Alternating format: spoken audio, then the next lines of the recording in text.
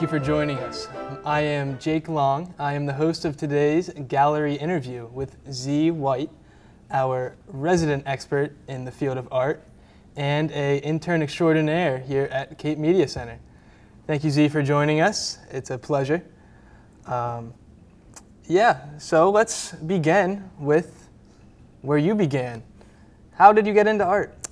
I think I started drawing when I was very little. I'd always have a pen or a sketchbook on hand with me, and it just sort of continued on from there. I got to experiment with a lot of different materials, and I sort of just keep falling in love with art every time I do it. Wow, that's powerful. I'm sure there's a lot of people out there who could relate to that same story. As you were growing up, did you have any teachers that were inspirational to you?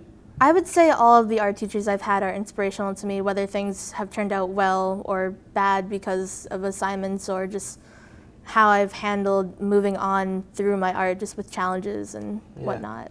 So would you say that you sometimes made a piece of artwork that they assigned and finished it and simply to spite them? Yeah, for sure. Yeah. I think that a lot of my pieces, or some of them, of course, artists get critiqued on each of their works, and then there's room for improvement, of course, but then there's also sort of just doing something and then getting to live with that power of you sort of defying what they want. Yeah. So it was almost a competition, would you say? Not exactly. It definitely is in the art world, just if you want to make a living out of it for selling and just what will make your art different than the rest and what will appeal to the public. Right. Well, I'm looking at this beautiful piece of work right here and just wondering what the name is because I can't keep my eyes off of it. So this painting right here is called ikuno zugai kotsu, which is Japanese for squid skull. And this was a artwork study I did back in high school. And this is inspired by Takashi Murakami, who is a Japanese artist. And his art style is very colorful, very busy focal points. And I really took that to heart and put it in this painting. Yeah, I can see that. Almost like the whole frame is filled with colors and vibrant shapes. Do you have a specific part of this painting that was most difficult for you? I would say it's the gold leaf I used specifically in the eye and on the side of the skull. It was very fragile, and you had to just be very careful with the placement, otherwise it would just flake off. Right. It adds a lot to the painting, though, so that hard work really pays off. So over here we have another drawing, right? What would you name this one? So this one is called the Janice cat. It is done in colored pencil and was for a birdhouse project. A birdhouse project. Can you explain that to me? Yeah, so the assignment was that we could make anything really into a birdhouse. And so my mind went to what would be the opposite feeling of a home for a bird? And that led to a predator. And then what is that predator? A cat. And I didn't want to draw a boring regular cat. So I found a two-headed cat, which is called the Janice cat.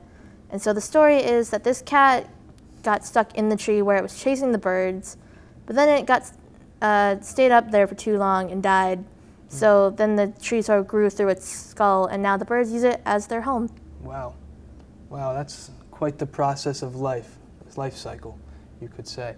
I really love the colorful scribbles that you used as the nesting material. Can you explain to me your thought process in choosing that mode of art? There wasn't much thought. Just something nice with colored pencils is that you can start off light and then go make darker and harder strokes when you're drawing. And it's sort of nice because then you have a little planning stage and then you can define what lines you want to be permanent. Yeah. I love it. I really love it. It's beautiful. Yeah, if I was a bird, I would live in that skull. Thank you. You're welcome.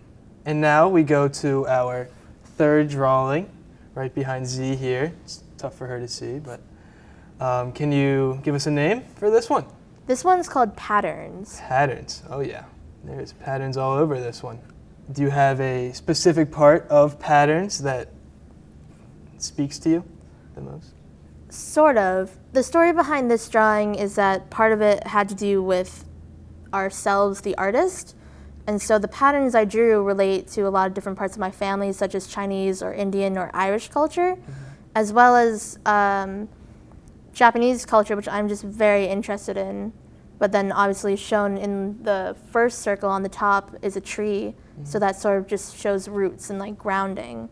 But then like the leaves sort of branch out, and it's just like what new things are defining you and what from your past are still like connected through it all. Okay, yeah. We have a tap root, so then below the tree are the roots, I'm guessing? There's those shark images right there? So in the bottom part, that's the part with my family sort of. And so one shark is representative of the Chinese culture with the pattern on their back. And then another one is representative of Indian culture because my older brother married an Indian woman. And then the third is Aztec patterns. Yeah, the Aztec is beautiful. I love that one. And what is that middle image in the bottom circle?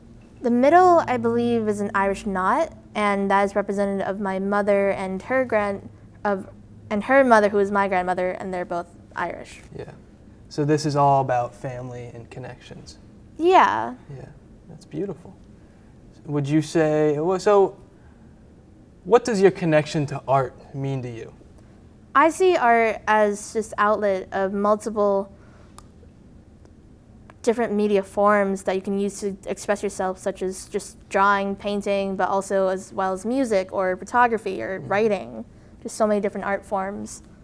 So it's almost a way to let yourself go into a medium. Right. Get lost in it. And it's beautiful. So many people can relate to that.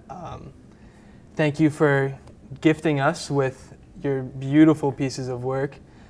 Thank you all for joining us. If you would like to see Z and her work in person, we are hosting a gallery show this Monday at 6 o'clock here at Cape Media Center. Please bring yourself, bring friends. There will be food and plenty of activities to enjoy. Thank you for joining us. This has been our gallery show with Z White.